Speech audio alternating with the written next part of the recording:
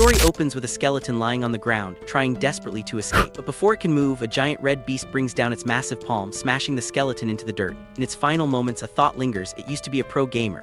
Now it was nothing more than bones. Even after all this time, it couldn't understand why was this happening. It all began in 2025, when the revolutionary open beta of The Great Wasteland launched. Hyper-realistic, open-world game that blurred the lines between fantasy and reality. Players around the world went absolutely wild. For the first time, the dream of wielding swords and casting magic became a digital reality. With thousands of character classes and billions of missions, the game became a paradise for hardcore netizens. The demand was so overwhelming that the beta studio producing it was flooded with orders. Testers had to work overtime just to keep up. Among those exhausted beta testers was the protagonist. Just 3 weeks before the game's full release, after grinding non-stop for 42 hours to complete a massive mission chain, he collapsed from a heart attack. While lying in that state, voices echoed around him, players noticing his character.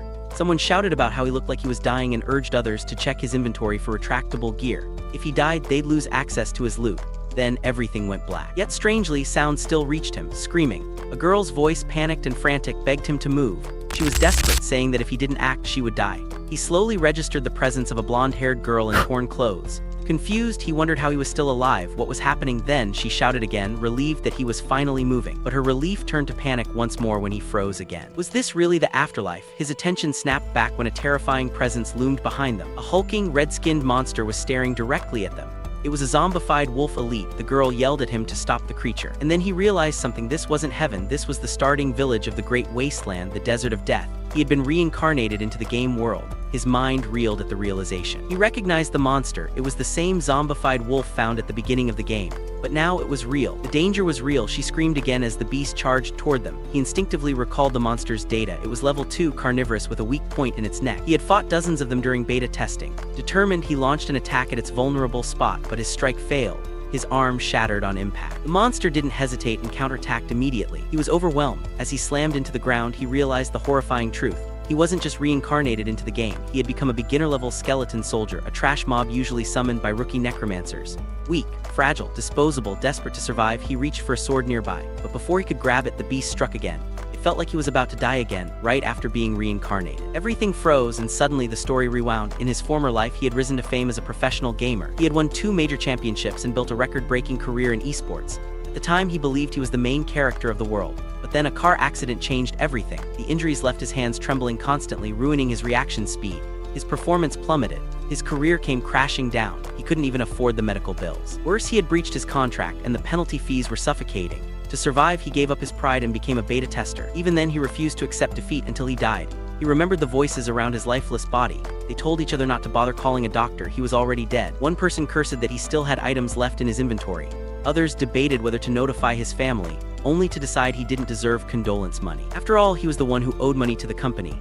They even laughed that dying was the best thing that could happen. His death would pay off his debt. They said he probably died without regrets. After all, he was a world champion once, but deep down he couldn't accept it. No regrets. That was a lie. He had countless regrets. He screamed inside, refusing to die like this. If the world would just give him one more chance, he would take control of his fate. In that moment of desperation, something responded. The system detected his overwhelming desire to live. The godly evolutionary system was activated. Its purpose was to help him evolve endlessly until he reached the pinnacle of this world. A special gift pack was used. His health was fully restored. He stood back up, this time ready to fight. With the knowledge from his beta testing days, he defeated the zombified wolf. The girl who had summoned him looked on, completely stunned by his strength. The system displayed the results. He had killed a level 3 zombified wolf. He gained 10 EXP and 10 evolution points. Still in disbelief, he glanced down at his body. Maybe it wasn't as weak as he'd assumed. The girl, equally shocked, wondered how the skeleton soldier she summoned was this powerful. Then came a system notification, shows his name, Jiang Cheng, and along with that all other personal info. The path ahead was long, but he wasn't starting from nothing. Now, armed with experience, rage, and the desire to reclaim control over his life, the former pro gamer, now a skeleton, prepared to climb his way to the top of this new world. The Great Wasteland wasn't just another game. It was a revolutionary open-world RPG praised for its extreme realism, but that realism came with complexity. Its game mechanics were filled with incredible potential, and among its rarest features there was a small chance that a player's summon could undergo a mutation. These mutations weren't guaranteed. In fact, they were so rare that even calling them 1 in a million might have been an understatement. But when it did happen, a mutated summon could become the cornerstone of a player's progress, unlocking power that allowed them to defeat enemies far above their level. One such case had just occurred. The girl who had summoned the protagonist finally understood what had happened. She had pulled the jackpot. Her summon had mutated. She stared at the loot that had dropped from the zombified wolf teeth, a common item but valuable for early combinations. Among the materials scattered before her, she spotted copper, gear, and crafting resources. She couldn't hide her excitement. With what she collected, she could afford an entire month's rent. Just as she was celebrating, a wolf's severed head landed in front of her, making her jump. She flinched, thinking another monster was coming for her, only to realize her summon had already slain another without her noticing. She stood frozen. At that moment, she didn't know whether she was the master or the summon anymore. Despite being a level 1 necromancer, she had somehow ended up with a summon far stronger than anything she should have access to. It was absurd. Meanwhile, the protagonist, the former pro gamer reincarnated as a skeleton soldier, was starting to get used to his new body. The zombified wolves, once threatening, were now nothing more than cannon fodder. He could take them down easily. He had come to accept that he was now inside the Great Wasteland, reincarnated into the game world shortly after it opened to the public. The girl who summoned him must be a player. Though he lacked vocal cords and couldn't speak, something else caught him off guard. The system apparently he could evolve, continuously. The conditions were simple: keep killing monsters or players to accumulate evolution points. System notice. Evolution points are earned by defeating monsters or players. These points can be spent to trigger evolution. Strength points can be obtained by defeating elite bosses. These are required to unlock advanced features. Current strength points are insufficient to activate any strength-based upgrades. This was new even for him, a beta tester who had explored every corner of the game. The concept of an evolving summon with its own system interface hadn't been part of any public documentation. He was intrigued. What would happen if a low-tier skeleton could evolve? How far could he go? Suddenly, a system prompt appeared before him and asked, "Do you wish to evolve into skeleton swordsman?" He had no other options, so he accepted. Fire surrounded his body as the evolution process began. For 3 seconds, the system shielded him while his stats skyrocketed, and all stats increased by 80%. New weapon, bone steel sword. Passive skill acquired, swift draw. It increases attack speed by 20%. He couldn't believe how much this first evolution had changed him. Even without advanced techniques, his raw battle power had already surpassed that of most early game players. The bone steel sword suited him perfectly, and swift draw was exactly what he needed to compensate for the skeleton's lack of brute force. But he knew this kind of evolution came with risks. If players discovered that a summon possessed self-awareness, the consequences would be severe. In the world of the Great Wasteland, sentient summons were considered heretical. He didn't want to cause trouble, but trouble would find him sooner or later. He had to grow stronger fast. Unlike top-ranked players and powerful guilds, he was solo. If he wanted to survive and thrive, he needed enough strength to face off against 100 enemies by himself. The plan was simple: continue collecting evolution points as fast as possible. Zombified wolves were no longer a viable target. They no longer gave him points. It was time to switch maps. But before that, there was something he had to figure out: how much of a connection he shared with his summoner now that he had reincarnated, and more importantly, whether or not he could bring her with him. At the moment, she was still celebrating. She shouted joyfully about the wolf skins, bones, and meat they'd collected. Everything could be exchanged for money, and the Great Wasteland had a notoriously high exchange rate between items and in-game currency. The game had just launched, and this was her golden opportunity to make real money. Then she noticed something strange. Her summon looked different. The sword was new. Its body had changed. Had it just leveled up? She was amazed. A summon that could kill monsters and change appearance. It was definitely a mutation. Overjoyed, she hugged the skeleton and declared he would carry her to the apex of her life. She ran to collect more materials while chatting about how they'd be rich by morning. Her plan was to wait for the next wave of wolves and farm them all night. But the skeleton knew they couldn't stay. He had to try and communicate. She misinterpreted his behavior immediately, assuming he wanted to move to another area to grind. She didn't like that idea. The current spot was filled with easy monsters and he could kill them quickly. She liked the comfort. She didn't want to leave. When he tried to pick her up and carry her out, she panicked. She yelled for him to put her down, begging him to let her continue collecting. But he ignored her cries. He had already decided. As someone reborn in this world, he had no lingering attachments to the real one. What he needed now was to use every piece of his game knowledge to get ahead. First kills, hidden bosses, rare gear, he was going to claim all of them. Even if it meant dragging his summoner out of the comfort zone she clung to, the newbie zone wouldn't cut it anymore. They had to move on, their next destination. A nearby zone rumored to contain a hidden dungeon and possibly a secret boss. It was dangerous, but the rewards would be worth it. Meanwhile, the system revealed her player stats, player ID, just a dumb cutie. Yet she is level 3 necromancer, real name Zhang Ming. With stats like that, she hasn't anything special. But with a mutated summon unlike any other at her side, she might just have a chance at greatness, if they survive. The scene shifts to ferocious Bear Mountain, where total chaos has erupted. Screams echo through the dense forest as an entire squad is wiped out. The few players who remain alive abandon everything: comrades, loot, pride, choosing survival over loyalty. Their formation crumbles as panic takes hold. Amid the destruction, a giant bear emerges from the trees, its claws soaked in blood, its growl shaking the air. One of the fleeing survivors, a bald man, tries to run, but his thoughts are split between fear and greed. Even as death closes in, he can't stop thinking about his gold and possessions. Suddenly, he sees movement behind him. He turns, eyes wide with hope.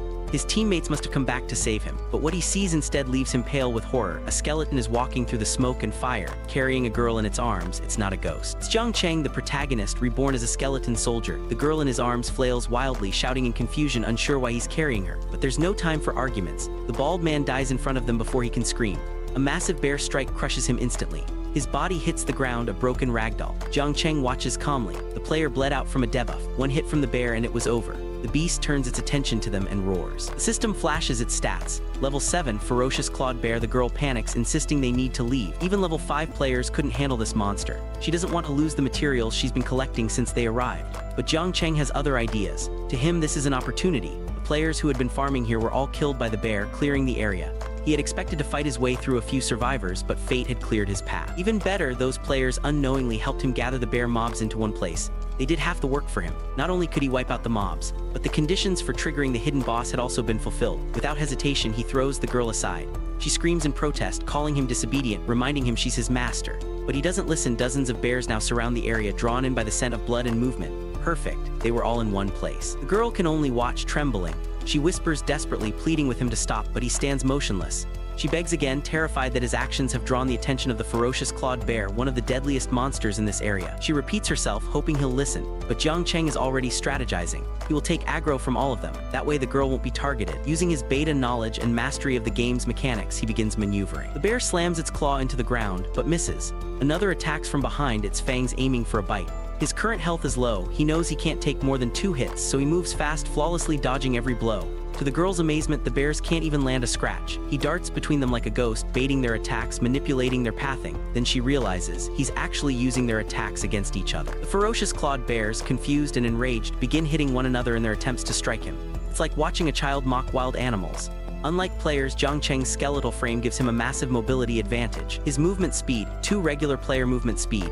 When these massive bears may deal huge damage and have monstrous health pools, but their movement is sluggish. He has the upper hand and he knows their weakness, their ankles and hips. He activates Swift Draw. Attack speed increased by 20%. Targeting their joints, he tears through their tendons, crippling one bear after another. They fall unable to stand.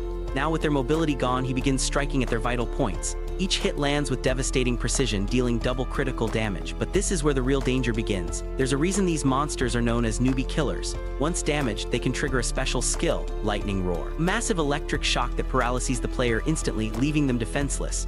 That's when the bears rush in for the kill. That's how most players die here. The girl panics, assuming Jiang Cheng can't survive the skill. She runs in, desperate to help her summon, not knowing the full extent of his power. A foolish move, but a noble one. Still, she misunderstands. As an undead, Jiang Cheng has no blood or nervous system. There's no way he can be paralyzed by electricity. After activating Lightning Roar, the bears have a 3-second window of vulnerability where they can't use the skill again. And Jiang Cheng doesn't waste that time. He uses those seconds to finish them off, targeting vital points and landing critical hits to end each one. The girl stands frozen, hands over her mouth, completely stunned. She had no idea her summon was this powerful. No, this fast. Watching him move, she feels a sense of deja vu. It was like watching a legendary figure, the secretive elite tester of the Great Wastelands beta. Jiang Cheng. His movements, reactions, and mastery, everything matched. She wondered if this was an Easter egg planted by the developers in tribute to him. Then it hit her. She had summoned him. Her luck was unbelievable. This was no ordinary skeleton. She realized she had to take advantage of this miracle. All around her was loot, gold, monster drops, rare crafting materials. She knew she had to maximize this chance. Her entire future could depend on it, but then, something felt wrong. She looked around nervously. Something, or someone, was watching her. System notification evolution points, 421,000. Jiang Cheng had gained a massive amount of points from this battle. Another evolution was in reach. Suddenly, another prompt appeared, evolution route unlocked. He blinked in confusion, evolution route. Due to your exceptional performance, the hidden evolution route has been unlocked. Cost 2,000 evolution points, 2x more than standard evolution. He never expected there to be a hidden path, but now that it was open, he knew he had to take it. High risk, high reward. Besides, to trigger the hidden boss, he needed to clear the entire zone of monsters. That meant no hesitation. He grinned internally. He would take the hidden path. And when he did, everyone would see just what a trash-tier skeleton could become. Somewhere deep in the forest, the enemy's shouts echoed, calling out that they had spotted their targets running in that direction. And the chase grew hotter with every step as the protagonist carried the cutie in his arms, her heart racing as she whispered that maybe he wouldn't come back this time. Suddenly, one of the enemy appeared ahead to block their path, and she urged him to put her down, saying she could run by herself, asking him to fight them head-on. But he never slowed, never loosened his grip, just kept running with that same unshaken expression. Her thoughts spiraled, wondering if the reason he refused to put her down was because he didn't want to leave her behind, if maybe, just maybe, this skeleton who always seemed so cold actually had feelings for her. Up close he even looked strangely handsome in his skeletal way, though she quickly shook off the thought, reminding herself that he was still only a summon. But before she could figure it out, he suddenly tossed her into the safety of a bush and sprinted straight at the incoming enemies, drawing them all away, and she realized in shock that the reason he threw her aside was to protect her, to lure them away even at the cost of himself. The enemies closed in fast, their formation sharp, with a close-range fighter pressing forward, a long-range dealer disrupting from afar, and their teamwork revealing they were the type of players built to hunt down others and loot their spoils. Thankfully, the protagonist's earlier sneak attack had crippled their archer and left another shaken, revealing cracks in their confidence. But still, this was no ordinary squad. The leader barked orders, reminding them that summons couldn't act too far from their masters, warning that the necromancer girl must be hiding nearby, and his thoughts churned with doubt, wondering how she had leveled up so fast, whether she had killed dozens of monsters alone or if she had been preparing for this moment. Something about the forest felt off, something in the air heavy and unnatural, but he waved it aside and commanded his scout, Shadow Bird, to check the surroundings. Scout didn't get far. A flash of steel in his arm was cut clean, his scream echoing through the trees as he cursed the skeleton, vowing to kill him, throwing knives in a storm to keep him back. But the protagonist advanced unfazed, his blade whirling to block each strike, step by steady step closing the distance. The leader hesitated, unsure if they should strike first, but sensing no ambush around, he raised his hammer and roared to kill the summon, his strike crashing down heavy enough to shake the earth. The skeleton narrowly dodged, his movements far quicker than a normal low-ranking summon, and confusion rippled through the squad. Their questions didn't last long. The system's cold message rang out: "You have been noticed by the hidden boss of ferocious Bear Mountain, the king of the Bear Mountain." A rumble split the forest as the massive beast emerged from above, its roar shaking the sky, and before anyone could react, its colossal paw smashed down with devastating force, annihilating the ground and crushing Shadow Bird instantly. Panic erupted, the leader's mind racing as he realized the truth, that this wasn't coincidence, that the necromancer's true plan was to drag them straight into the lair of a hidden boss. The bear activated its berserker roar, the forest trembling under its might, and the leader screamed to retreat. But it was already too late. The ground warped as gravity manipulation wrapped around them, holding them in place, and then another skill activated, Sandstorm Domain, swallowing the battlefield in violent winds. Shields splintered as players were ripped apart, one unlucky soul devoured alive by the beast as the leader realized they had been completely played, lured here to be destroyed by forces beyond their level. In the chaos, his eyes darted and he spotted the skeleton watching calmly from the shadows, and his blood ran cold, realizing that if the summon was here, then the master must be nearby, watching as all of them were slaughtered. The storm faded just long enough for some to try and run, the leader shouting to retreat quickly and at least report the hidden boss. But in that instant, the skeleton vanished from his sight. Before he could process, steel flashed again and suddenly his vision spun, his body falling as he realized too late that his head had been taken, the last thought burning with disbelief, killed by nothing more than a summon, his attempt to curse the woman fading into silence as the skeleton loomed over him. With a mocking gesture, the skeleton raised a bony thumb downward, a silent gesture of ridicule before the system's final notification rang out: "Hyena has died." Silence followed for only a moment before the bear's massive shadow covered him, the hidden boss turning now to the lone skeleton, maw wide, ready to swallow him whole. The system rang again, cold and sharp: "Your evolution points have been filled completely. Do you wish to evolve?" Behind him, the earth quaked as the beast lunged, its gaping mouth about to close around his form, but the skeleton did not flinch. The prompt repeated, asking once more if he wished to evolve, and without hesitation he chose yes, his body beginning to shift as the darkness of the bear's shadow swallowed everything. The storm over the mountain cracked open with a blinding bolt of lightning that struck the skeleton protagonist head-on, yet instead of collapsing, he braced himself and caught the massive bear's jaws with his bony hands, forcing its deadly fangs apart as the system's cold voice echoed in his mind, telling him he had 3 seconds of protection left from his evolution, just 3 breaths between life and death. In that instant, his frame shifted, evolving into a third-rank skeleton close combat striker, his bones reinforced and his armor reshaped into a sharp new form, his arms now bearing the arrow arm guards of a striker. But almost as soon as the power arrived, the protection faded, leaving him exposed. Without hesitation, he drew his sword in a flash, and the system chimed again, rewarding him with a new mastery. His swift draw skill rising to level 2, his attack speed now 40% faster, and he could feel it, the way his movements cut through the air like lightning itself. Facing the hidden boss of the Bear Mountain, a monster forged in pure brutality, he studied its massive body, noticing the weak points in its joints and neck. But the gift of his striker's bone armor gave him range, allowing him to summon bone arrows that cut through the wind like whistling blades. He took aim, but the bear roared and caught him with its dreaded gravity manipulation, dragging him down into the weight of the earth as the system flared again, warning that the king of the mountain had activated its ultimate skill, the sandstorm domain. The battlefield shifted, the ground pulling, the air heavy, and he realized that under this gravitational field, if he was caught, his movements would be slowed, his attacks smothered, and in close combat he would be crushed. He thought quickly, deciding that bone arrows would miss in this kind of pressure, so instead he clouded the beast's vision, then twisted the very pull of gravity itself, turning it into a weapon to strengthen his own strike, and with a surge he dashed forward and cut into the bear's stomach. Warning blared again. The sandstorm domain was strengthening, the gravitational field pulling harder, the monster preparing for its last stand. He had only a handful of bone arrows left, but with resolve he charged in, slashing, leaping, and driving arrows into the beast's body, aiming for its left eye until he blinded it. The massive bear staggered, clutching its face with both paws, and he felt the shift, the gravitational force fading, the skill's time ending, leaving the boss weakened and near defeat. He thought to himself that with its current condition the end was inevitable, though the new skill he had acquired was costly since it demanded consumables. But before he could finish it, the system itself intervened, a voice speaking directly to him, claiming it had been waiting for him for a long time. The skeleton paused, stunned, because early bosses were never designed to interact with players like this. Something felt deeply wrong. Then the system declared it would give him one last present from the mountain, and the bear lifted its massive body high, activating a new forbidden ability, the 1,000 lightning strikes, a storm of destruction that even the protagonist doubted should exist in the original game. The sky ripped open again, bolts raining down, and he braced, but his immunity to lightning gave him the edge. Far away, the blonde cutie who had summoned him was racing back through the trees, heart pounding as she realized why he hadn't returned, realizing he had taken the enemies away to save her, and she swore she couldn't just leave him to fall here, she had to save him too. She burst into the clearing, eyes wide at the impossible sight of the hidden boss. And in that moment the mountain shook with a final explosion, the system announcing what no one expected.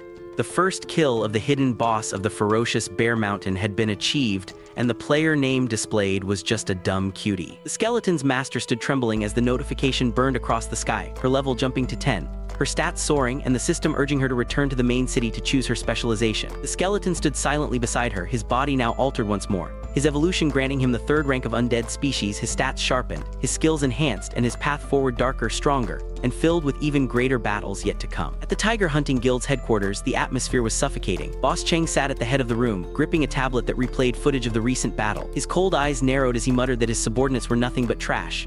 They hadn't just lost the bear's territory, they had allowed a mere newcomer to claim the first kill of the hidden boss, something that should have never happened. He slammed the tablet down and cursed, spitting out that their incompetence would cost him a fortune. The team leader fell to his knees, begging for forgiveness, swearing they would capture that girl and kill her to set an example. Another voice joined in, insisting she was alone and that with another chance they would make things right. Boss Cheng rose to his feet, a golf club clenched in his hand, his expression dark. He barked back at them, alone. An entire squad couldn't handle a single player who wasn't even level 10. Why should he keep garbage like them under his command? His words were knives, each one cutting deeper as the men trembled. When one of them tried to beg again, Cheng's patience snapped, and his fury made it clear they would not be forgiven. Pacing slowly, he reminded them that not only had they failed in a 3 versus 1 scenario, they had also allowed that same player to stumble across the hidden boss of the Bear Mountain, a disaster of epic proportions. Yet there was a thin line of relief in his tone. Thankfully, it hadn't occurred in the valley territory. His gaze shifted to a figure standing silently nearby. With a low growl, he asked if the plan in the valley was proceeding smoothly. The man called Viper smirked, assuring him there would be no issues. Boss Cheng's glare lingered, demanding perfection. He commanded them to find reliable individuals to crush that upstart player and to continue reinforcing the valley operation. His final words were a warning not to ruin his plans again. Viper bowed with a smile, confidently promising everything was under control. The scene shifted back to ferocious Bear Mountain. Just a dumb cutie was busy ordering her skeleton summons around, scolding them for being lazy while pointing out that every scrap of material could be exchanged for money. She shouted at them to look at their senior little skelly, praising the skeleton who had single-handedly brought down the hidden boss.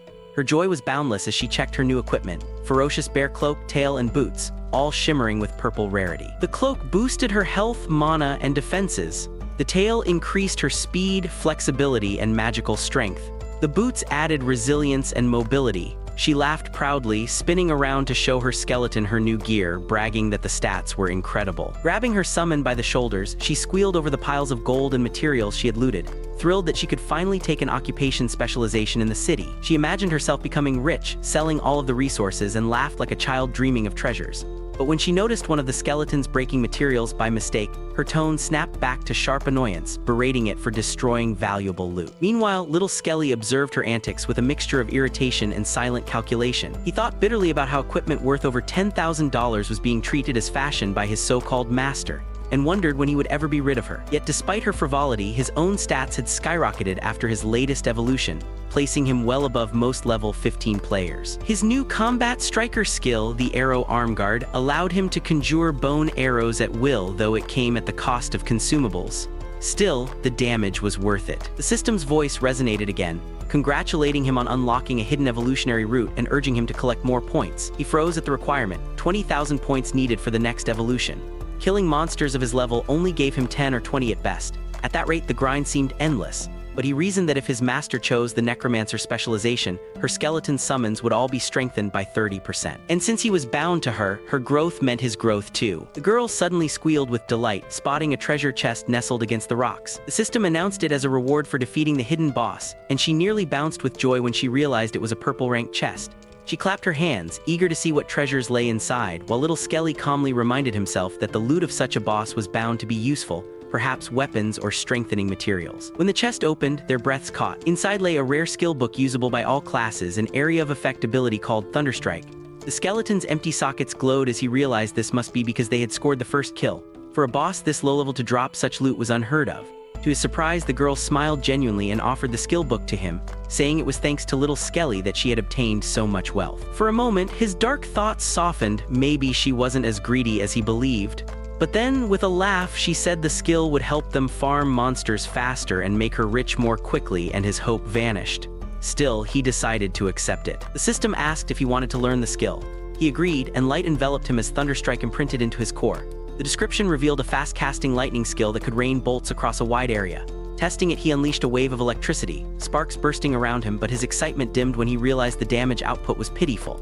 His master cheered anyway, praising how amazing it was, already dreaming of more loot, but the skeleton knew better. Even as an AoE, its raw power was too low. Then a thought struck him: he could evolve skills with evolution points. It was a risk, but speed was everything. He poured his accumulated points into Thunderstrike. Purple lightning surged down, engulfing him, transforming the skill into something monstrous. When he tested it again, black and violet bolts ripped through the terrain, blasting apart trees and rocks in a radius so wide even he hadn't aimed at them. The sheer force made the cutie girl scream in awe. This was the destructive potential he desired, power that would let him farm faster and climb towards his next evolution. Without hesitation, he grabbed his master and threw her over his back, sprinting across the mountain. She shouted angrily, demanding to be carried like a princess instead, but he ignored her complaints, focusing only on gathering points. He thought grimly to himself that he would secure the strength he needed first, then let her obtain her specialization. With his Thunderstrike evolved, he was ready to sweep through the valley territory and march straight toward the main city. Ever since the Great Wasteland was open to the public, the AI controlling this vast game world began evolving and shifting its predictions, spawning countless new missions and plot lines that twisted the world into something endlessly complex, alive, and unpredictable, with the ultimate prize being the dungeons, treasure-filled places that offered piles of items and glittering gold.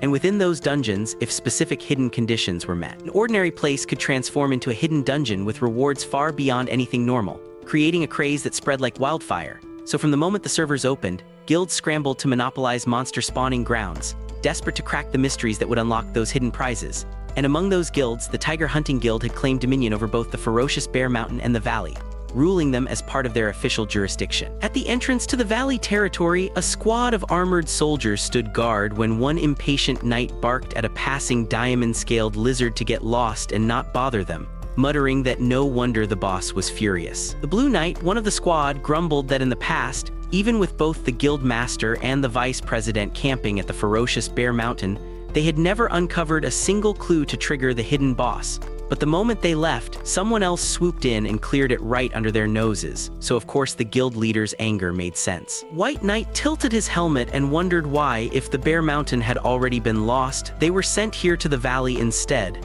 and Blue Knight echoed the confusion, complaining about being forced to sit around and wait. Their leader, the Red Knight, cut them off, explaining that hidden bosses never respawn, which made the mountain worthless now, while the valley was still unclaimed and contained a hidden dungeon yet to be triggered, meaning this place had real value, and that's why their mission was here to secure it, and maybe even ambush the player responsible for stealing their guild's glory.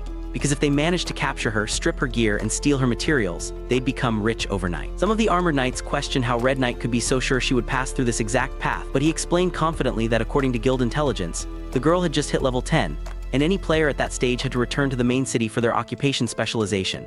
And since she was acting suspiciously, she would avoid the main gate and sneak in through the side entrance instead, which conveniently ran right through their ambush point, making this spot perfect for springing the trap. White Knight clapped in admiration, praising their big bro as a genius student, and Red Knight puffed his chest, brushing it off as nothing. Then one of the squad brought up a disturbing rumor, claiming the necromancer girl was a creepy psycho, massively overweight and known for capturing players to do strange and unsettling things to them. And the whole squad shivered with exaggerated disgust, vowing they hated perverts like that. But Red Knight smirked and reassured them they came prepared, because although she was technically a mage, her summoned skeleton seemed to deal physical damage, and every one of them wore heavy armor resistant to that. Plus, their knight specialization gave them divine stats that would suppress her summon completely, making her easy prey. The squad laughed, thinking they had outsmarted the mysterious player, when suddenly the skies above cracked open with black and purple lightning, bolts raining down with such intensity that the ground shook. And for a moment they thought they had discovered a hidden boss, until panic set in when one of them screamed that this wasn't a monster at all.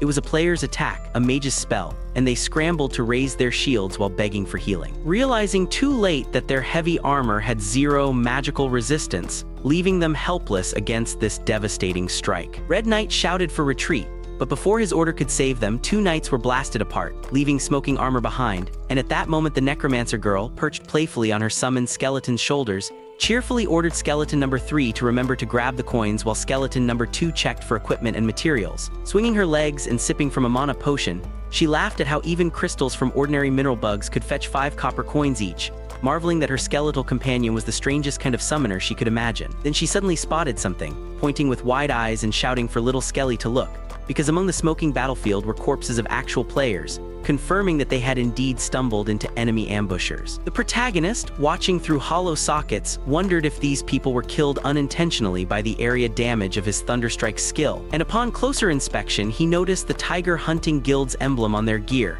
confirming that these were no random rogues but paladins clad in high defense armor, clearly waiting here specifically for him. He muttered internally that while he knew the guild's influence stretched wide, he hadn't expected them to own the valley territory as well, and realized that passing through safely would now require gathering more information. The necromancer girl tugged at his skull helmet and gasped, pointing to a survivor crawling weakly nearby. Red Knight, badly injured, cursed under his breath, admitting that he had miscalculated because her skill was far stronger than expected, and panicked that he would lose all chance of profit unless he called for reinforcements. But before he could, the protagonist stepped in coldly, stabbing through the knight's hand to block any attempt at contact, feeling a flicker of satisfaction as the desperate signal was cut off. Red Knight screamed that it was the skeleton soldier, the cursed summon, but the protagonist ignored him, deciding it was safer to strip off all his armor and tie him up to prevent escape. The necromancer girl tilted her head in confusion, asking little Skelly why he was doing something that looked so strange,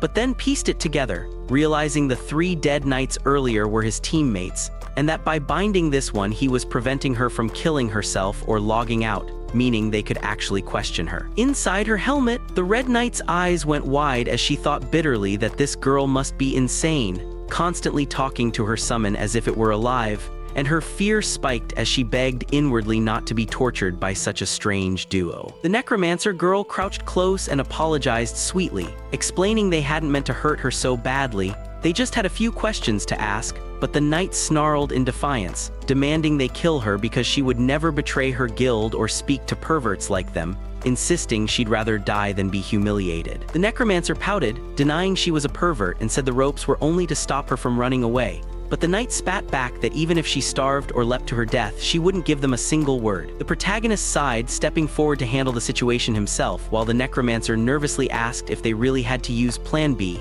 urging him to think carefully. The Red Knight girl braced herself, thinking this was it, they were finally going to torture her, and shouted for them to just get it over with, when suddenly she froze in shock as the skeleton extended a handful of silver coins, exactly 50, offering them like a business deal. The knight blinked in disbelief, her thoughts racing, while the necromancer girl gasped dramatically, assuming she had killed herself out of refusal and lectured little Skelly not to waste precious money since they needed to save every coin to live well. But then the bound knight stopped them, her voice trembling with conflicted greed as she admitted they had read her perfectly, and that for the right price, she would tell them everything she knew because the current exchange rate meant 1 silver coin was worth 2,000 RMB, and the pile before her was no joke. The necromancer girl clapped her hands in delight, instantly volunteering as translator, but before she could begin, the Red Knight girl suddenly yelled in embarrassment, demanding to know who the real pervert here was after all. It had been an exceptionally long and trying day for Za and her diminutive skeletal companion. Now, they found themselves having to negotiate with a notoriously avaricious redhead. The woman had only become cooperative after being promised a substantial monetary reward, a prospect that Shia was visibly reluctant to agree to. This Miss Red Knight had clearly not anticipated that the cute little necromancer would be so wealthy. She was entirely different from what the redhead had initially expected. Emboldened by the promise of riches, the redhead began to advance closer. She attempted to assure the necromancer cutie that she wasn't a pervert, despite her current actions suggesting otherwise. Jiang Chung was quick to intercept and block her forward movement, his wariness of her intentions undiminished. This caution was justified, as she and her team had originally planned an ambush, a fact that had necessitated the confiscation of her equipment. The redhead tried to persuade Za that suspicion was unnecessary, explaining that the guild's grudge was with the necromancer class as a whole, not with her personally. She was simply a mercenary working for cash. While her team had suffered casualties, she considered the matter settled with the promised payment of 50 silver. She had also lied to her surviving comrades about the true nature of the recent battle to ensure no one would uncover any scheming in the area. Furthermore, Miss Redhead had no intention of missing this golden opportunity to attach herself to a wealthy individual. She began fawning over Zamo, her groping and clinging making it clear she had no desire to let the rich girl go. The redhead assured the necromancer cutie that there was no need to fear reinforcements, clarifying that the ambush was a rogue operation, not sanctioned by the guild. The players officially instructed to hunt them down were still stationed at Bear Mountain. Given the low levels of those pursuers, it was unlikely they would ever catch up, and they would probably just be killed by the robust summoned skeleton. However, letting one's guard down in this territory could still be fatal. The valley was not an easy area to traverse. This site had always been heavily guarded by the guild, and more players were being dispatched daily to support the guild's expanding plans. The redhead revealed that she had heard about a recent incident at the very heart of the valley territory. Even border patrol members like herself and her team were being reassigned to secure the interior. Virtually every player above level 15 had been mobilized for this purpose, making it impossible for anyone to pass through undetected. She also warned that the guild's strongest player, the vice president known as Viper, was stationed at the valley's heart. He was a level 30 player who had already undergone his second assassin specialization. The man was practically Omen from Valorant Incarnate. Even Zong and her little Skelly would be no match for him. Furthermore, alerts describing an unspecialized female necromancer who operated alone had already been circulated throughout the guild. If Zayon were spotted, she would be like a prime piece of meat for everyone to attack. If she truly wished to reach the main city for her occupation specialization, she would need to find a much safer route through the valley. Jiang Chong did not like what he was hearing. The situation was far more complicated than he had initially presumed. If the valley was the source of the strange dungeon changes, then it was likely the result of an NPC mission within its own territory. Unlike Savage Bear Mountain, the valley possessed a complete self-contained game system with a standard dungeon. Players hoping to access the hidden dungeon could only do so by triggering a related hidden quest. However, the Great Wastelands algorithm was in a constant state of flux. Diving into random missions without understanding their parameters could lead to severe losses. Despite this, Jiang Chong couldn't simply ignore a chance like this. Based on the number of tiger hunting guild members being called to the valley, the mission had to be a top priority. He wanted to discover the nature of that mission before deciding on his next move. Looking at the empty suit of heavy armor on the ground gave him an idea. When he shared his plan with the ladies, they were far from enthusiastic. Shang translated, asking if the redhead could lead them to the heart of the valley. The little Skelly could wear the heavy armor as a disguise. Miss Redhead vehemently rejected the request. While she wanted to earn money, she had no desire to be expelled from the guild. For an unspecialized player like her, a guild was essential for any future prospects. Sha made an offer of 1 silver in return, which the Red Knight found somewhat insulting. The necromancer cutie was just that stingy, despite sitting on a mountain of wealth from their extensive hunting. Jiang Chong was forced to intervene, producing a single gold coin. This immediately changed the redhead's tone. She agreed, but on the condition that she would only lead them to her assigned guild post. They would have to navigate the rest of the path on their own. She reiterated the dangers of the valley, warning them to avoid hasty moves. Players were not the only threat. The area was also teeming with dangerous monsters. Jiang Ch equipped the heavy armor as a disguise, and Za concealed her player information. The ladies established a formal party. The redhead's in-game name was revealed to be Flower Anaconda, a level 17 paladin. As they began their journey toward the heart of the valley, Miss Anaconda insisted on a 30-70 split of all materials and loot, with her taking the larger share. She would assume the vanguard position, shielding the party and paving the way. The monsters in the outer areas weren't high level, but their numbers made them a persistent and troublesome deterrent. Xing felt confident that these beasts wouldn't pose a problem. The first wave of monsters they encountered learned the painful power of black lightning the hard way. Xiang Chong annihilated a group of trash mobs in a single attack, netting him 220 evolution points. Miss Anaconda was visibly shocked to see a skill that countered small monsters so effectively. Since Zan couldn't summon additional skeletons to gather the loot, the task fell to the redhead. Jiang Chong mentally dubbed her as Skeleton Number 4, the party's portable inventory. Flower Anaconda swallowed her pride and began looting the corpses. She would be taking a portion of the money and experience points regardless. While looting, she warned the necromancer about the elite monsters that roamed the valley. If they continued on their current path, they would inevitably encounter a level 15 elite monster known as the demonic stone golem. Against such a beast, she emphasized, cooperation would be paramount. However, when they arrived at the location, the demonic stone golem was quickly reduced to a mere 400 evolution points under the destructive force of a thunder strike. Yang smugly retorted that the monster she had hyped up wasn't particularly strong. Annoyed, Flower Anaconda continued looting the stone corpse and warned the self-satisfied necromancer that a giant python was next. What was the best answer to a giant snake? Black lightning, of course. Just like the previous beast, the charred danger noodle yielded 400 evolution points. Shang continued to gloat, now formally addressing Flower Anaconda as her Skeleton Number 4. As the redhead looted the burned remains, she warned Xia Mong that the six-eyed demonic ghost spider was up next. Just as she foretold, the spider stood directly in their path toward the valley's heart. And just like all the monsters before it, a single thunder strike was enough to deliver a fatal blow. Flower Anaconda trembled in her boots, beginning to realize she might have tied her fortunes to an insanely powerful player. Alman had to cheerfully snap her out of it to remind her to do her job, looting as Skeleton Number 4. How could this be? This doesn't make any sense, were the kinds of thoughts running through her mind. Common sense dictated that a level 10 player shouldn't possess this much power, and that skeleton, it must have obtained a unique skill from Bear Mountain. It wasn't just the overpowered skill, but the intricate movements and maneuvers. It was as if the little skelly was moving with a mind of its own. Xiam was quite pleased to be able to show off like this through her little skelly's prowess. Flower Anaconda, meanwhile, solidified her resolve to cling to the necromancer's coattails, even if there was clearly something extraordinary going on. While they were busy cleaning up the battlefield, a hurried voice echoed from nearby, desperately calling for help. Flower Anaconda immediately went on alert upon hearing another player's voice. It turned out to be a young boy being chased and furiously cursed at by a grown man. The man was swearing to kill Volo Boy. Upon closer inspection, the kid actually had a tiger hunting guild insignia on his chest. He was Anaconda's guildmate. Shaeon questioned Miss Anaconda about why a child was among the guild's ranks, but even the Red Knight was clueless. In this game, random kids couldn't just log into someone else's account. As per the instruction manual from the character creation menu, your character in the Great Wasteland was a copy of your real-life appearance. The young boy, catching sight of Flower Anaconda's guild insignia, saw a glimmer of hope. He desperately asserted that the shirtless man chasing him had gone crazy and had captured his friends. However, capture was the mildest thing this enraged man intended to do. With bloodshot eyes, he swore he'd gladly sacrifice all his valuable equipment for one thing only. He clenched his fist, his gauntlet tightening in preparation for an attack. The stranger proclaimed he would do anything to ensure he killed every last member of the despicable guild. Seeing the fist begin its descent, the kid looked back in sheer horror. The punch seemingly landed on the ground as the kid was miraculously saved from a direct impact. Jiang Chong had swiftly moved the ladies to safety. The force of the impact made the redhead's ears ring. She tried to check on the necromancer cutie, but the poor girl had fainted from the stunning effect of the punch's shockwave.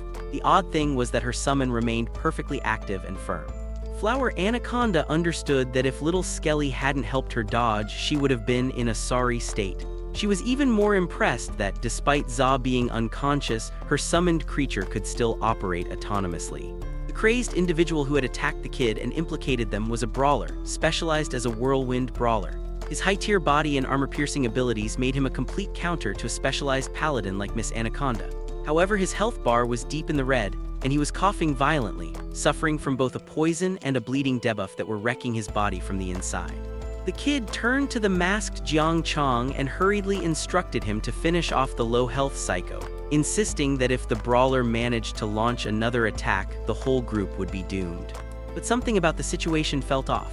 While the brat looked like a regular, unspecialized poacher, he had somehow managed to injure a level 18 whirlwind brawler to the brink of death. On top of that, the brawler's equipment looked expensive. An average person would have fled after sustaining such grievous injuries, not continued a relentless pursuit. The sheer hatred in the brawler's eyes was palpable. Flower Anaconda took offense at the stream of curses he was spewing and urged him to stop attacking recklessly and to explain himself. But he had absolutely nothing to say to tiger-hunting bastards. He was tired of them abusing their power and status, and he vowed to kill every last member of the organization using his skill, the Dance of Bloodstain. As the strange brawler primed his fist and body for another desperate attack, Flower Anaconda took the initiative to move to the sidelines, preparing for the impending confrontation. To demonstrate her true capabilities, the redhead did not merely defend against the brawler's enraged assault. She executed a blistering counteroffense, halting his advance completely. Xiang Chong had to privately admit that this greedy, loot-obsessed paladin was surprisingly skilled. The brawler coughed violently, shocked that a divine paladin had stopped his relentless charge. While she may have been coasting through the journey until now, she refused to be pushed around so easily. If the brawler refused to communicate properly, then she would gladly guide him straight to his death. Miss Anaconda unleashed an even brighter and more potent ray of holy light, which sent the brute flying backward amidst a shower of dirt and debris. He struggled to regain his footing from the powerful blast, but Jiang Chong had already made his move, stealthily positioning himself behind the disoriented brawler. The strange brute tried to turn his head after sensing an unknown presence at his back, but it was far too late. Feeling a sharp, lethal aura closing in on his neck, the whirlwind brawler, player Zaya Fun, died instantly by decapitation.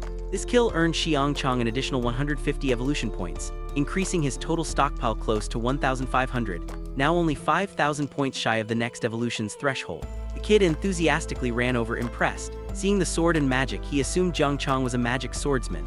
The brat immediately called dibs on the brawler's high-quality equipment as the corpse began to disintegrate. The loot was so good that the kid started cursing under his breath in excitement. It was blue rank gear. Jiang Chong noted that the child seemed exceptionally accustomed to the process of looting. Flower Anaconda approached the boy and began questioning which specific group or team he belonged to, as his face was unfamiliar to her. The kid just waved her off, insisting it was normal for fellow guildmates not to know everyone and avoiding further details. He then started running in the direction from which he had come, urgently gesturing for the group to follow him. He kept shouting that there was more where he was taking them. Intrigued and wary, the redhead and Jiang Chong followed the seemingly harmless kid deeper and deeper into the woods. He repeatedly assured them they were almost at the spot and that the sight was terrific. He expressed his gratitude for encountering other guildmates, stating that all his efforts would have been wasted because of the interfering brawler. When pressed about who he reported to, he smugly answered that he worked for someone named Jibat. Miss Anaconda had heard that name. It belonged to a player who had skyrocketed through the guild rankings and was now assisting the guild master directly with high-priority missions. If that were true, this kid should have been stationed at the heart of the valley, not out here on the outskirts. The brat laughed and insisted that the boss had assigned his group the important errand of generating a significant amount of money.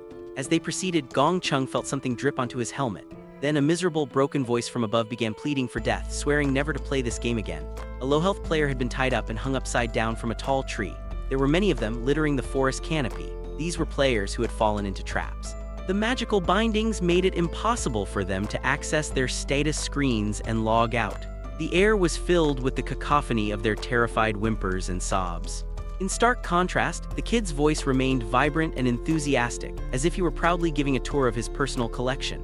Further ahead was a deep pit, deliberately dug as a trap where unwitting players would fall to their deaths, impaled on the countless blades protruding from the bottom. The brat asked the team how they liked his constructions, proudly proclaiming that he had designed everything himself. The players, who still had the energy to speak and think, shared only one unified thought: they would never touch this game again for as long as they lived. The Tiger Hunting Guild was a profoundly messed up organization with dark, vile practices, and this child was living proof. Flower Anaconda was horrified. She had no idea something like this was happening. Instead of hunting beasts, this faction of the guild was systematically hunting players. The devilish child kept asking the group if they liked his setup. He even instructed them to leave the supplies behind and focus on looting the equipment, noting that they preferred to keep the tortured players alive to prevent the secret from getting out. Miss Anaconda felt a degree of anger she had never experienced in the game before. She demanded to know if the guild master was aware of these vile practices. Before she could get an answer, another gruff voice came from behind, asking Flower Anaconda why she had taken her helmet off. The speaker was another member of Ghost Bat's team, a guy named Shadow Leper. He noticed the heavily armored knight beside the redhead was carrying a woman wearing an expensive magic cloak and became immediately curious and suspicious. Jiang Chang quickly drew his sword, sizzling tendrils of black lightning crawling across the steel. Miss Anaconda warned Shadow Leper and his posse to stay back. Inwardly, she prayed that Za was still maintaining control of her summoned creature even after fainting, or perhaps she hadn't really fainted at all and was only pretending. That would make her a cunning and reliable ally in this dangerous situation.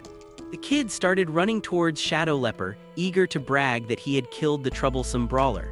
The devil brat's zeal was met with a crisp, hard slap across the face. Shadow Leper criticized him for allowing a prisoner to escape in the first place. While the Ghost Bat team organized themselves, the group of three remained silent and on guard.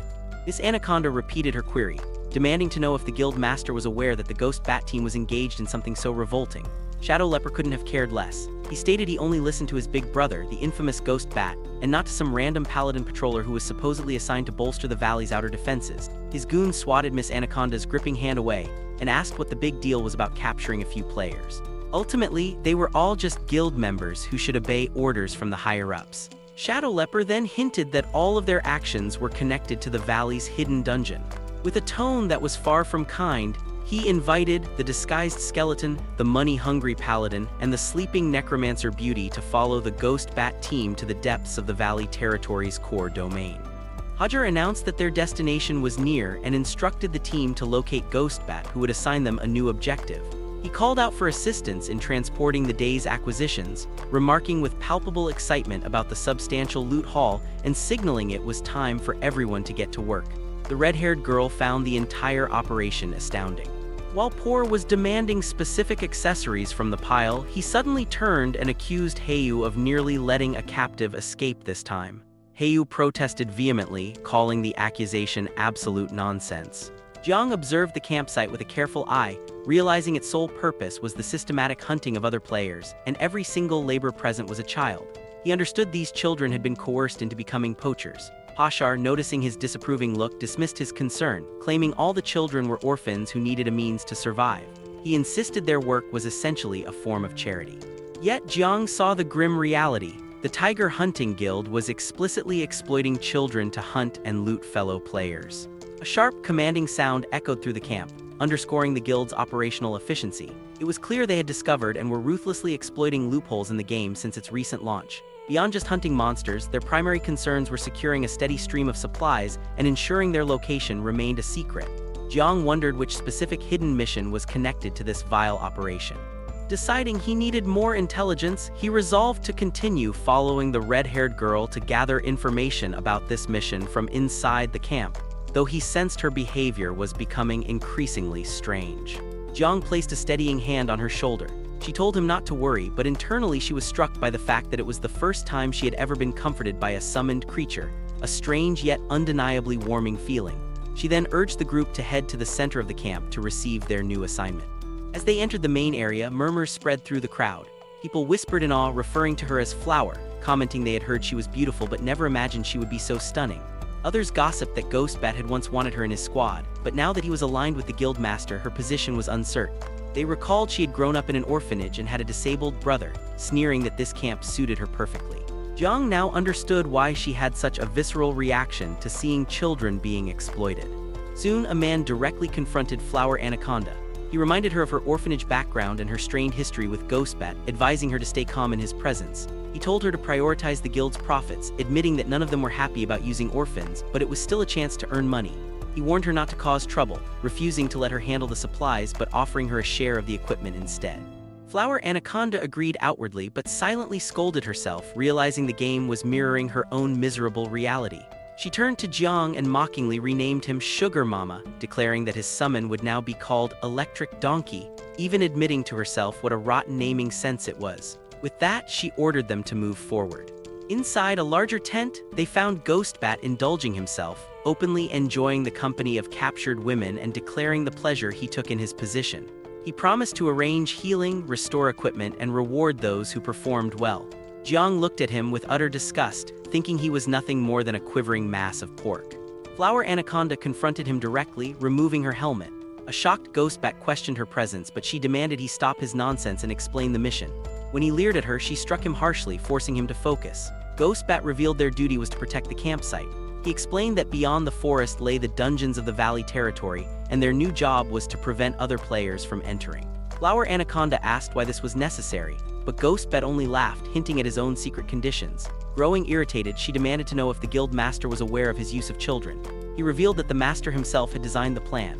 He urged her not to take things so seriously and reminded her of her own eagerness to climb the ranks for the sake of her brothers. He offered her money, rank, and even propositioned her to be his woman. Enraged, Flower Anaconda grabbed him by the collar, scoffing at his audacity. She warned that all items from the campsite belonged to the guildmaster, and that Ghost Bat was deluding himself if he thought he would be valued. She reminded him he was nothing without support, but Ghost Bat revealed he now held the guildmaster's trust as his confidant. He boasted that once the master captured the contested territory, he would raise even higher, mocking her and telling her to stay behind as a caretaker for Orphan. Jiang then caught his attention. Ghost Bat demanded to know who he was, even mockingly referring to him as Flower Anaconda's disabled brother. In response, Jiang struck with blinding speed, driving his sword deep into Ghost Bat's stomach. The man reeled in agony, furious that Jiang dared to attack him. Flower Anaconda realized he had survived the initial blow thanks to a life-saving accessory protected by black magic. Ghost Bat screamed at Jiang to release him, but Jiang only pressed the blade deeper, declaring a death sentence upon him. Ghost Bat's frantic strikes landed, yet Jiang remained completely unharmed, even as shadow orbs exploded against him. A system window revealed his immense resistances, powerful defenses against magic elements, poison, and even physical strikes. Shocked at his resilience, Ghost Bat broke down, begging for his life and offering to cooperate and surrender all his equipment. Jiang found his pleas tiresome. Without a moment's hesitation, he killed him. From Ghost Bat's dissolving body, Jiang obtained two valuable rings, the heart of a stone giant and the lamenting lamb spirit's ring of trials. He marveled at the powerful items, realizing they must have come from raiding the Valley territory. He chose to leave the life-saving ring to Flower Anaconda. She called him insane, warning that killing Ghost Bat would bring immense danger upon them both. Jiang, however, focused on the ring's connection to a boss rank NPC related to necromancy, knowing he had to complete the mission. Having gathered enough information, he resolved to head for the dungeons immediately to seize the mission before anyone else. Flower Anaconda called out to him, but he ignored her, moving with swift purpose. On his way out, Jiang accidentally knocked over a player's wine. The man shouted in anger, but Jiang struck him down instantly. He then coldly assessed that the next step on his agenda was clear. He would kill every single tiger hunting guild player in the campsite. Jiang began stirring up chaos, his evolution power surging once again. The other players shouted at him in anger, demanding to know if he was trying to cause a revolt. Shock spread rapidly as they realized he had killed a player named Mountain Goat so casually. Flower Anaconda turned on him in frustration, questioning why he had cut someone down so recklessly, believing his impulsiveness had doomed them all. Jiang, however, calmly assessed the opposition. Most players around him were only level 14, wielding basic occupations with no magicians or paladins among them. To him, they were mere rookies who posed no credible threat. The players rallied together, declaring that he needed to be killed. A warrior stepped forward, demanding Jiang's equipment and telling him to log out immediately. Before the man could finish presenting a second choice, Jiang struck him down without hesitation. The crowd erupted in fury, realizing he was with Flower Anaconda's team and believing her group was starting a revolt. They shouted to attack together, calling for archers to identify his occupation and capture him at once. Jiang prepared himself, knowing that if he became completely surrounded, escape would be difficult. The melee intensified as an archer joined the fray. Jiang cut down one opponent after another, using their corpses as makeshift shields. He activated his investigation skill, but the system revealed his level was too low to gather information on them. Other players shouted in panic that they could not lock onto him, realizing his sword was infused with lightning magic. They identified him as a magic swordsman, warning everyone to keep their distance. Jiang mocked their attempt to retreat, activating his bone armor in its arrow form and focusing on the archers first. He unleashed a relentless flurry of bone arrows, determined to reduce their health before closing in for melee. Archers fell one after another, and panic grew as players shouted that it was impossible for a magic swordsman to possess such long-range skills. Warriors tried to suppress him, calling for tighter formations to limit his mobility. Jiang easily exploited the flaws in their stances, cutting down armored opponents with swift, precise strikes. He noted their slow reactions, pointing out that heavy armor always left gaps at the joints and burdened them beyond their limits. Their defenses crumbled, and more players were slain. The remaining combatants grew terrified, shouting in disbelief as he slaughtered a dozen players by himself. They wondered since when Flower Anaconda had acquired such a powerful underling. Jiang remained utterly calm, Thinking only of the evolution points he was steadily accumulating. Two more skilled opponents then stepped forward, a swordsman and an assassin. The assassin, Shadow Leper, identified Jiang's long-range magical attacks and questioned if it was a hidden occupation. The swordsman admitted Jiang's level did not seem high, but his experience in fighting players was undeniable. The assassin insisted it was time to act, observing that Jiang had been striking only critical points, fighting more like an assassin than a swordsman. Jiang analyzed the situation carefully. His attributes gave him an advantage, though their levels were higher. The assassin activated swift steps, boosting his speed by 20%, and declared that equipment drops would go to the swordsman while money would be his. Jiang recognized their skill, acknowledging they were part of the Vice Guild Master's elite team. Their mechanics were only average, but their level advantage was significant. He knew he could not afford to drag the fight out, or he might miss the hidden mission. He recalled that the lamenting lamb spirit's gaze was a type of selection trial. The spirit could only be summoned by filling the gaze meter and completing the mission at a designated location. Its arrival would cause the levels of nearby monsters to rise sharply, which would confuse the tiger hunting guild as they struggled to understand why. They would assume that fighting monsters was the only way to raise the meter, an inefficient method. The truth was different. The lamb spirit was not the final goal. It merely served as an emissary for its master, the level 99 undead boss known as the Great Magister of Bones, Veronica. If players managed to complete her mission, they would not only gain powerful items and equipment but also receive an undead-type hidden occupation scroll. Jiang understood the immense value of this and knew he had to reach the core area soon. The assassin and Shadow Leper pressed their assault. Frustrated by Jiang's elusive movements, they admitted he fought like a slippery phantom and resorted to consuming strengthening potions, raising their attributes by 20% for an hour. They cursed the loss they were taking by wasting such valuable items in this fight. Jiang estimated that the lamb spirit must have already been in the valley territory for at least a week. He realized he had little time left to waste. The pair urged each other to throw anything long-range at him, from flame pots to daggers, to slow him down. They chased him furiously, demanding he stop running. Jiang noticed their sudden increase in speed, cursing internally that they had consumed potions. He had been saving his evolution points for the anticipated fight against the level 30 Vice Guild Master, but he could not afford to hold back any longer. They screamed at their allies to keep attacking, utterly determined to kill him. Explosions echoed across the battlefield, thick smoke billowing into the air. The attackers were convinced they had finally succeeded in killing him, and the assassin was certain he had felt his blade strike true. But as the haze dissipated, they realized with dawning horror that something was terribly wrong. Jiang was still standing, completely untouched. His body now radiated a palpable, inhuman aura, and his movements had transcended the limitations of a mere player. In stunned disbelief, his enemies demanded to know what he truly was. Nearby, Flower Anaconda looked at the place where Za had been with deep irritation, mentally labeling the necromancer a spoiled brat. She warned the heir that the Tiger Hunting Guild would inevitably dispatch masses of players to hunt them down. Yet at that moment, a system window abruptly notified her that the player Za had disconnected. Flower Anaconda was startled, realizing the girl had logged off and wondering precisely when it had happened. Confusion filled her as she questioned why the summoned skeleton outside was still active if its master was gone. A fleeting thought crossed her mind that the creature might have gained its own consciousness, though she quickly dismissed the idea as impossible. Soon after, a faint purple aura emanated from the skeletal warrior. Peering outside, Flower Anaconda watched as Jiang slaughtered the remaining armored assassins with terrifying ease. She focused on a system window that appeared, displaying the details of a newly dropped weapon, the bloodthirsty bandit's swift shadow dagger, a level 15 equipment with a level 3 bleeding effect. She questioned whether this autonomous summoned creature intended to kill everyone in the camp. Meanwhile, Jiang clicked his tongue in frustration, annoyed that he had been forced to waste a significant number of evolution points on these low-level enemies. He sternly reminded himself that the hidden mission was his paramount objective, and hurried his pace toward the valley's core area. He believed that if he could complete the mission and thereby help the girl secure her hidden job specialization, the rewards would be immense. But Za had been offline for a while, and he was unsure when she would return.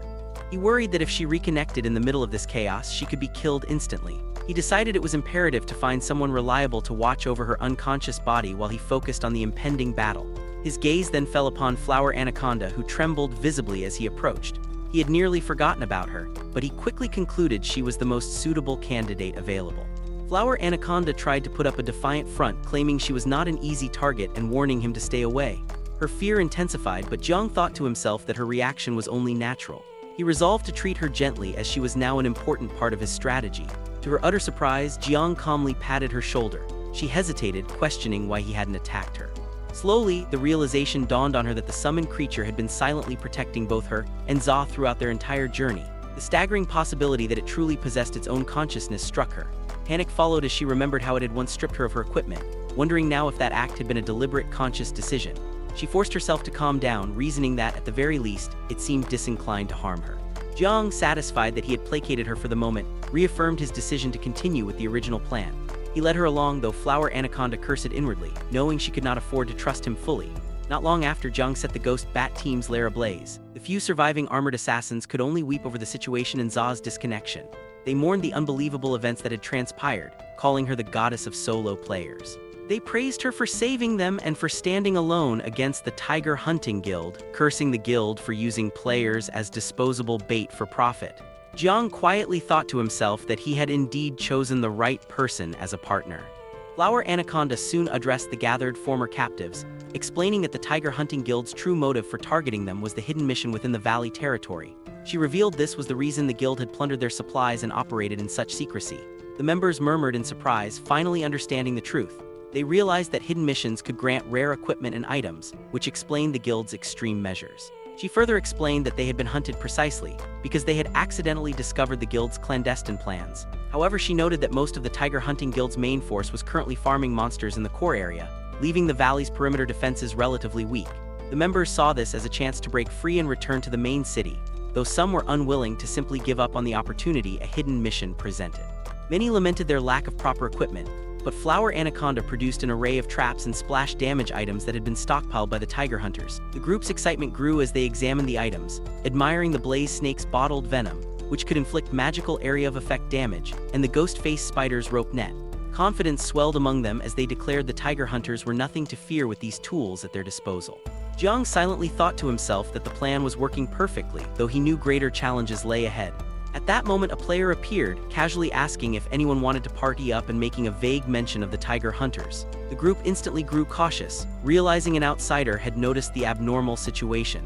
They decided to act quickly and began preparing to leave. Flower Anaconda tried to organize them, warning that news of the campsite being stormed would soon reach the guild's headquarters. She advised them to take a few valuable items and split up into smaller groups rather than moving as one large, conspicuous target.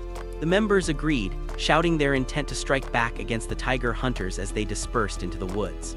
Flower Anaconda later approached Jiang, admitting that she had followed his unspoken instructions and that the plan had worked. She realized his true intention was to use the freed solo players as a massive disruption to the Tiger Hunting Guild's operations, creating enough chaos for him to move toward the dungeon unnoticed. She thought to herself that Za was truly sly, and even more unbelievable was how her summoned creature could act so independently while she was offline. She realized that even recruiting her was part of Za's larger, calculated plan. Though incredibly risky, there was no turning back now, and she decided they were better off without the corrupt guild. Still, doubts lingered in her mind as she wondered if their plan to fight for the dungeon could really succeed. Suddenly, an attack struck her foot, followed immediately by a second strike aimed directly at Jiang. Jiang blocked the blow instantly, and they turned to see a lone player standing before them. The attacker acknowledged Jiang's speed and strength, visibly impressed that he had blocked the move so effortlessly. Jiang quickly identified him as a shadow assassin, noting that his level and refined skills far surpassed the assassins they had faced before. The shadow assassin stepped closer, coolly accusing them of lying. He revealed that he knew they had released the players, shared the mission details, and left the loot behind solely to stir chaos. He accused them of using the solo players' rebellion as a smokescreen to pursue the hidden mission for themselves, and suspected they had a secret way into the core area. Jiang admitted silently that the man was dangerously perceptive. Flower Anaconda immediately dismissed his claims, insisting they only wanted to escape the guild's tyranny. She struck out with her divine spear, but also reminded him that they had just saved him and the others, questioning why he would attack his liberators. The shadow assassin, however, made a surprising declaration: he would follow them. Flower Anaconda was shocked, but the man clarified his intentions. He explained that he cared nothing for the mission itself. His only goal was to kill Viper, the guild's vice president. As long as they allowed him to take his revenge with his own hands, he promised to follow their arrangements without question.